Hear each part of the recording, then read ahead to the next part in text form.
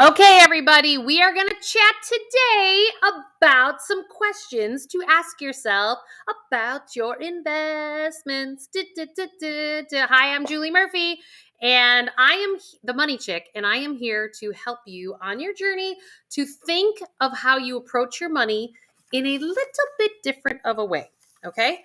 So please do me a favor if you could subscribe, and click that notification bell because I want you to get all the tips and tools to support you to create a life that you love. And after 25 plus years of doing this, I've seen some patterns. So I want to make sure that I share those with you guys. And today I'm going to share five questions to ask yourself as you are trying to approach your investment world. So this is going to seem a little simple, but yet, guess what?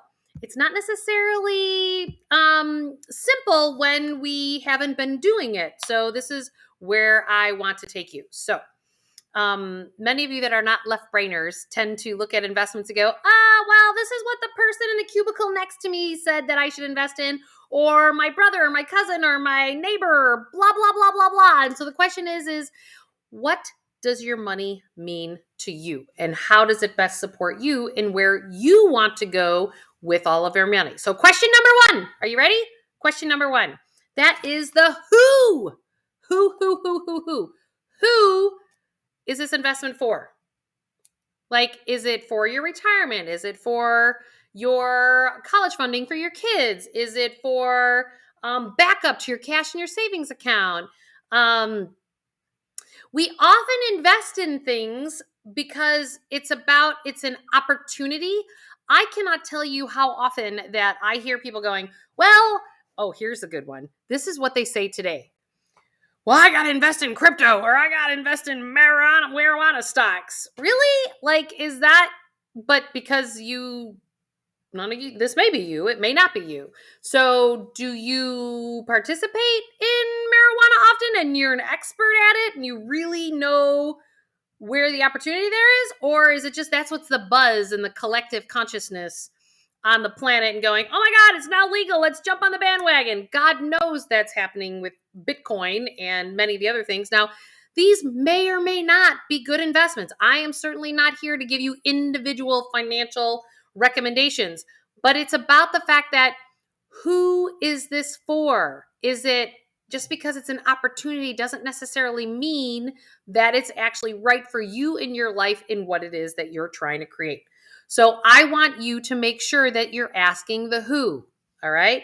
Then there's the second question is what? What are you investing in? And is it something that drives you? So one of the things, being a left brain logical person, I can sift through some of these things, but what many of us have forgotten as a society, we are highly educated. We have developed our brains. We have, we're part of a great world that we live in. And I know it has its challenges and I know there's other things going on, but what we've forgotten along the way is to decide to filter our decision-making process first and foremost through our own hearts before we go to our heads. I have a really great mentor of mine who always says, start with your heart and then add your smarts. Deirdre Morgan, smart woman. This is what she has taught me for years. And guess what? It's super important that you start to follow putting your financial decisions, filtering it through your heart, and then add your smarts. What do I mean by that? There are a lot of investments that are out there. And if you think about the history of things, we really started investing in the middle class, if you will. It's only been like 40 years. If you think, I think it was 1983 when the first 401k plans, maybe it was 1982, 1983, when the first 401k plans came around, people all had pension plans before that hand. When I started in this industry, not that it was as far back as 1983, I'm not that old, but I actually couldn't get clients in investments because the minimum balance to get into these things were $5 million or more. And it was like, what? And now you can go open up an online brokerage account, with pittance, comparatively speaking. Like the accessibility was not there for the masses. So you have an industry that's really kind of just entering their adolescence, if you will, of accessibility to the masses. So what did the masses do? The masses, the industry created these products through 401k plans, and then all of a sudden you could dictate how your investment was managed because it wasn't just a pension plan that was managing the money for you. Again, not good or bad. It's just that now it's accessible. And you might have a 401k at your employer, you might have a 403b, you might have an annuity, like depending on which sleeve of the IRS code your employer is registered with will depend on what kind that you have. It doesn't really matter. It's money that you can put into a retirement plan account a lot of times and save some money on taxes.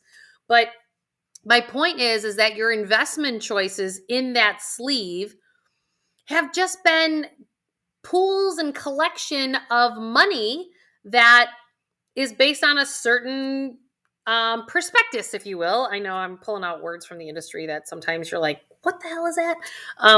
But what it is it's a group of investments that are just set up as pools generically based on large cap or mid cap or small cap, large size companies, mid size companies, small size companies, or bonds, or short term, mid term, long term bonds. Like they can be a multitude of different things. My point is, it's generic for the masses, which means that it really didn't actually filter through your heart because it's just the only chassis that was available. So that is not necessarily reality today. You don't necessarily have to only do that. There are plans that are coming out that are allowing you to have more customization if you desire that, and some that aren't. But my point is that some of you may not even care. But if you're not even asking yourself the question if you care or not, you may find yourself a disconnect when the markets go awry. How did you feel over the last bear market that we had? How did you feel in 08 and 09? How did you feel in 2008, 2009? Because you know what? As you grow your money, we as human beings tend to get more sensitive to the swings in the market. Why? Because we don't identify with percentage rates. I could tell you that, oh yeah, a bear market actually goes down at least 20%. That's the definition of a bear market. Well, 08 and 09, we went down over 50%. And last year we went down pretty quick in 2020. And so the question is like, you probably had more money in 2020 than you did in 2008 in retirement plans. More zeros, but yet maybe it rocked you more on an emotional front. So I want you to pay attention to this sensitivity, that if you were really sensitive, if things were bouncing around, I'm telling you, you're not filtering your investment decisions through your heart because you're not taking you into account in that process. So that's like a red flag to me that you really have to dig down and go into the like what you're investing in and how are you filtering that through your own system. What's your why? Know your why behind why you're investing. Question number 3, what's your why? Like, align it with, you know, is it short term? Is it midterm? Is it long term? How do you that's the timing, which is number 4. This is our when. When do you need this money? There's a lot of investment research out there that actually, it's a challenge because there's research out there that actually gives great investment advice, but it's based on perpetuities for investing. But we as human beings have expiration dates.